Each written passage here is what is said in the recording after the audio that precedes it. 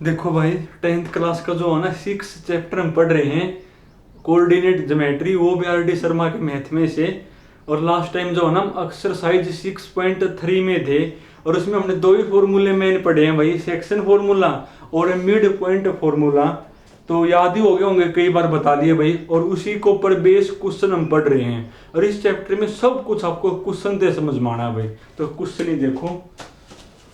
तो लास्ट में जो है ना, मैंने आपको क्वेश्चन नंबर 42 करवा दिया, और एक 46 भी करवा दिया, और 45 मैंने आपको कहा था करने को, पर बीच में अपने जो है ना 43 और 44 बच गए भाई। तो वो करो। तुम पढ़ो पहले क्वेश्चन नंबर 43 में। 43 में लिखा हुआ है, if the coordinate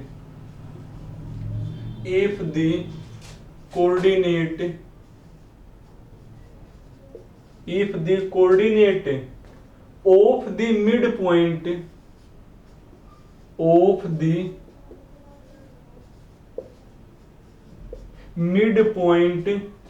of the side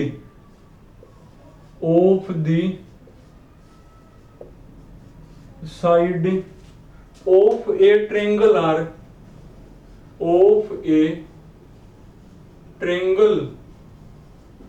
are कौन कौन है भाई, 1,1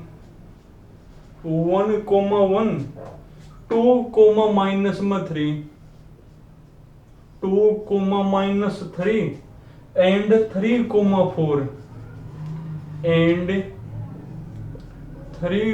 4 find the vertices of the triangle.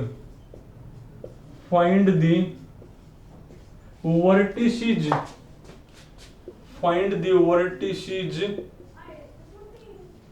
of the triangle भाई। तो जो ट्रेंगल है ना, उसके वर्टिसेस आपने बताने हैं। तो कोई ट्रेंगल है भाई, उसकी साइड के जो मिड पॉइंट है ना, उनके कोऑर्डिनेट आपने पता है, और वर्टिसेस आपने बताने हैं। ये मान लो वो ट्रेंगल है भाई, तो ये वर्टेक्स होते हैं, तो वर्टेक्स आपने बताने हैं। और जो साइड के मिड पॉइंट है ना, मान ले इस साइड का यो मिड पॉइंट है, इसका मान ले मिड पॉइंट है यो, इसका मान ले मिड पॉइंट आपका यो। इनके आपने क्या बता ना, ये आपको गिवन है, मिड पॉइंट आपको गिवन है। जैसे ये मान लीजिए वाला है 1,1, ये मान लिया आपका ये वाला है 2, -3, और ये मान लिया आपके ये वाला है 3, 4, और इसके जो वर्टेक्स है ना, इसके वर्टेक्स आपने बताने हैं भाई।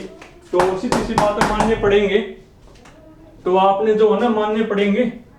तो ये ए मान लिया, ये बी, और ये मैंने मान लिया सी।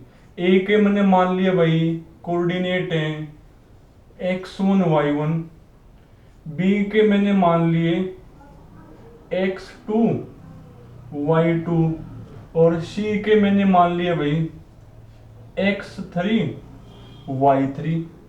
और साइड के जो मिड पॉइंट है वो आपको गिवन है, इनको भी नाम दे लो P, इसको Q मान लो भाई, और इसको R नाम दे लो।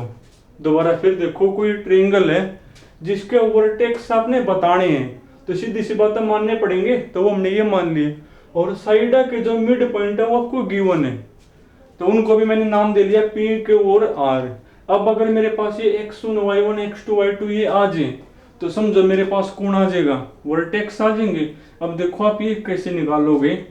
देखो ए बी का जो मिड पॉइंट है वो आपको गिवन भी है, और वो मिड पॉइंट फॉर्मूले से हमें भी आता निकालना, तो वो इक्वल होंगे, तो वहां से आपकी इक्वेशन बनेंगे भाई।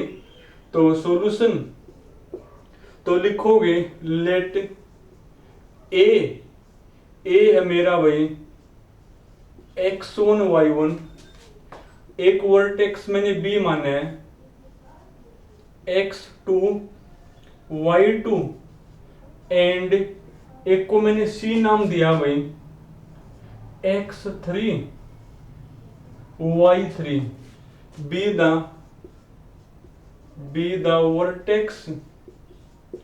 The vertex of a triangle A B C. उसके बाद ये पी क्यू आर मैंने क्या माने हैं, साइडा के मिड पॉइंट। एंड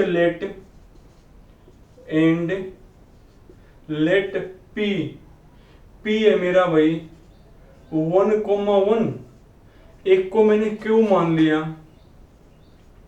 2,-3 एंड एक को मैंने आर माना भाई 3,4। B the mid point of the side A B.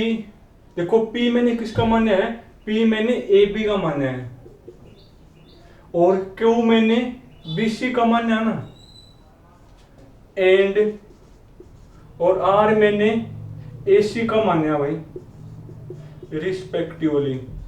Respectively मतलब पहली चीज पहले के साथ, दूसरी चीज दूसरे के साथ, और तीसरी चीज तीसरे के साथ। अब तक तो जो गिवन था वो लिख दिया, जो मैंने माना वो हमने लिख दिया। अब अगर मेरे पास ये x1 y1 x2 y2 x3 y3 आ जाए तो समझो ये पॉइंट भी आ जाएंगे। अब देखो वो कैसे निकालोगे, जो P है ना वो AB का मिड पॉइंट है, और मिड पॉइंट फॉर्मूला है हमने भी आओ निकालना, दोनों बराबर होंगे। तो लिखोगे now P is the midpoint of side AB। P जो है ना AB का मिड पॉइंट है, और मिड पॉइंट फॉर्मूले से हमने भी आवा निकालना। मिड पॉइंट फॉर्मूला तो क्या हुआ, x1 प्लस x2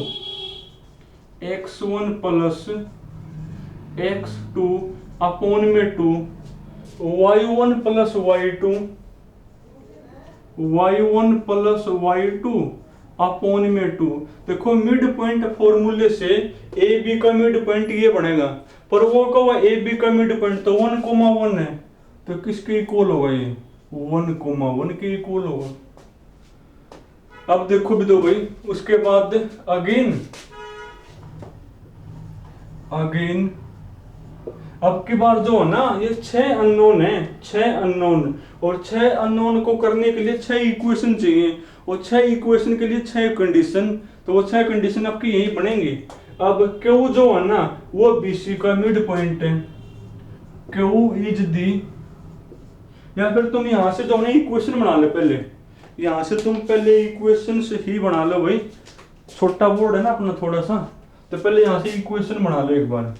तो यहां से इक्वेशन मेरी क्या बनेंगी, देखो दो पॉइंट इक्वल है, कब होते हैं, x वाला इक्वल होगा y वाला के इक्वल, रखो x वाला इक्वल, यानी x1 प्लस x2 अपॉन में 2 इक्वल टू 1 होगा, और y1 प्लस y2 अपॉन में 2 इक्वल टू भी कौन होगा मेरा 1, क्रॉस मल्टीप्लाई, तो x1 प्लस x2 किसका बराबर हो जाएगा 2 के, x1 प्लस x2 2 का बराबर, इसको नाम दो equation number 1, cross multiply y1 plus y2 2 का बराबर होगा y1 प्लस y2, ये भी 2 का बराबर, इसको इक्वेशन नंबर 2 नाम दो। अब यहां पर करो use, again Q is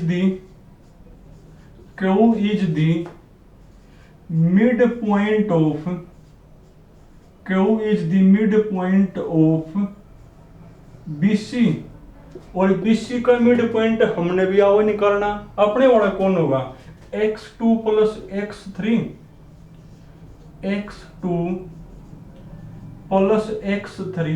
upon में 2 y2 प्लस में y3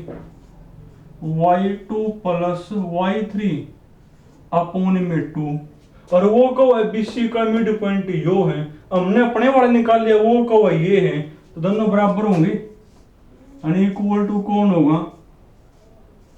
अब दो पॉइंट इक्वल कब होते हैं, कब होते 2 पॉइंट इक्वल भाई? तो हटाना पड़ेगा अभी ऊपर से ये 2 पॉइंट इक्वल आपके कब होते हैं? जब x वाला इक्वल हो y वाला के इक्वल रखो भी दो, यानी x2 प्लस x3 अपॉन में 2 किसके इक्वल होगा भाई? 2 के इक्वल होगा। और y2 प्लस में y2 प्लस y3 अपॉन में 2 किसके इक्वल होगा? माइनस का 3। अब देखो करो क्रॉस मल्टीप्लाई, यानी x2 plus x3 equal to बनेगा 4। इसको इक्वेशन नंबर नाम दो 3 में। करो cross multiply, y2 plus y3 equal to होगा -6। इसको इक्वेशन नंबर नाम दो 4। उसके बाद 4 तो बन गई इक्वेशन, 6 चाहिए सोल्व करने के लिए। अब देखो बाकी, अब r मेरा AC का मिड पॉइंट है, तो again R is the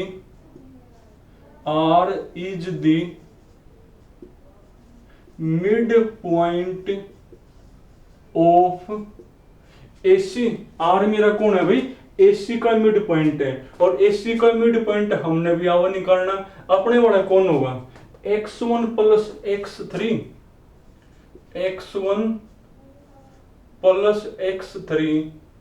upon में 2 y1 प्लस y3 अपॉन में 2 इक्वल टू कौन है भाई? 3,4। अब 2 पॉइंट इक्वल कब होते हैं? 2 पॉइंट इक्वल? चलो यहां लिख देंगे। 2 पॉइंट इक्वल कब होते हैं भाई? जब x वाला के इक्वल होगा और y वाला के इक्वल होगा। रखो भी तो भाई, x वाला के इक्वल, यानी x1 प्लस x3। तो देखो जब तुम रखोगे इसके इक्वल, तो 2 इंटू 3 6, तो सीधे में इक्वेशन ही बना दोगे। और y वाला के इक्वल, तो जब तुम करोगे क्रॉस मल्टीप्लाई, तो y1 प्लस y3 8 के इक्वल आ जाएगा। y1 plus y3 equal to 8। इसको इक्वेशन नंबर 4 तक बढ़नी ना, 5, और ये आपकी 6। और इन 6 इक्वेशन सोल्व करने x1 y1 x2 y2 x3 और y3 आ जाएंगे। अब देखो कैसे निकालोगे। x1 x2 यहां ना, और मेरा x1 प्लस x2 किसके अंदर है? तुम ऐसा करो भाई, कौन सी करोगे सोल्व? तुम फर्स्ट में से जो है ना, कौन सी करोगे? माइनस। फर्स्ट में से तुम फिफ्थ कर दो माइनस। x1 तो x1 कट जाएगा, यानी आपकी जो इक्वेशन वो किस में आ जाएगी? x2 और x3 में आ जाएगी। x2 और x3 में, फिर वो इक्वेशन इसके साथ सोल्व हो जाएगी। ऐसे ही करना पड़ेगा ये। तो सब्ट्रैक्टिंग इक्वेशन 1 फ्रॉम इक्वेशन 5 करना एक बार माइनस। इक्वेशन 1 मत है, इक्वेशन 5 कर दो माइनस। जब तुम माइनस करोगे तो x1 तो x1 कट गया, यानी x3 माइनस में x3 माइनस में x2, और 6 में से 2 गया 4। इसमें जो है ना कई सारे इक्वेशंस बनेंगे, ये आपको ऐसे ही करना पड़ेगा सारा क्वेश्चन भाई, कि हमने इसमें से ये कर दी माइनस। x1 तो x1 कट गया, तो x3 माइनस में x2, और राइट माइनस होगी, 6 में से 2 गया 4। अब ये इक्वेशन और ये इक्वेशन सोल्व हो जाएगी। तो 6 तक बन गई ना, तो इसको इक्वेशन नंबर 7। अब 3 और 7 सोल्व हो जाएंगे। क्यों? इसमें भी x2 x3, इसमें भी कौन है? x2 और x3 है। कैसे करोगे? दोनों को जोड़ दो, यानी इक्वेशन 3 प्लस में कोण इक्वेशन 7 जोड़ना एक बार भाई, x2 से x2 cancel, x3 plus x3 तो 2x3 और 4 और 4 8, 2 तक करोगे डिवाइड यानी x3 इक्वल टू 8/2 4 आ जाएगा मेरा। और ये x3 की वैल्यू चाहे यहां लिखो चाहे इसमें लिखो, x2 आ जाएगा। तो तुम यहां लिख दो, तुम्हारी मर्जी है। तो फ्रॉम इक्वेशन 3 रखना एक बार, जहां x3 वहां लिखो 4, तो x2 कौन आ जाएगा, यानी x2 प्लस 4 इक्वल टू 4, 4 तो 4 कट गया, यानी x2 इक्वल टू कौन आ गया मेरा भाई 0 आ गया। और ऐसे ही तुम बाकी के तुम करोगे सोल्व भाई। फिर तुम क्या कर लेना भाई, अब तो मैंने 1 के साथ 5th करी थी भाई, फिर तुम ऐसा करना सेकंड के में से ये करना माइनस, y1 तो y1 कट जाएगा, यानी इक्वेशन आ जाएगी y2 और y3 में। और कौन है y2 y3 में, ये y2 y3 में, दोनों को सोल्व करोगे तो फिर y2 y3 की वैल्यू आ जाएगी। तो आगे फिर तुमने करना भाई, कर लोगे तो कोई ट्रायंगल दे जिसके मिड पॉइंट आपको गिवन थे और वर्टिसेस बताने थे भाई। तो मिड पॉइंट फॉर्मूला, तो मिड पॉइंट हमने भी आवा निकालने, हमने अपने वाले निकाल लिए, वो खुद भी दिए हुए हैं। तो वहां से मेरे पास 6 इक्वेशन बन गई, और वो 6 इक्वेशन करके न सोल्व, वो 6 अननोन आ जाएंगे। सोल्व हमने कैसे करी, हमने जैसे पहले फर्स्ट में से 5th कर दी माइनस, क्यों कर दी, ताकि x1 तो x1 कट जाए और इक्वेशन आ गई x2 और x3 में, वही आ गई थी। अब जो इक्वेशन x2 x3 में है ना, अब या उसके साथ सोल्व होगी, वो मेरी थर्ड है, दोनों ऐड कर दी तो वहां तो सोल्व होगी। अब जैसे तुम्हारी मर्जी है, अब तुम सेकंड में दे यो कर दो माइनस, ताकि y1 तो y1 कट जाए तो y2 y3 में आ जाएगी इक्वेशन। और कौन है y2 y3 में, ये कोई यार, ये दोनों फिर सोल्व हो जाएंगी। तो कर लेना भाई। तो आज तुमने सिर्फ यो एक क्वेश्चन ही करना भाई, बाकी फिर कल करेंगे।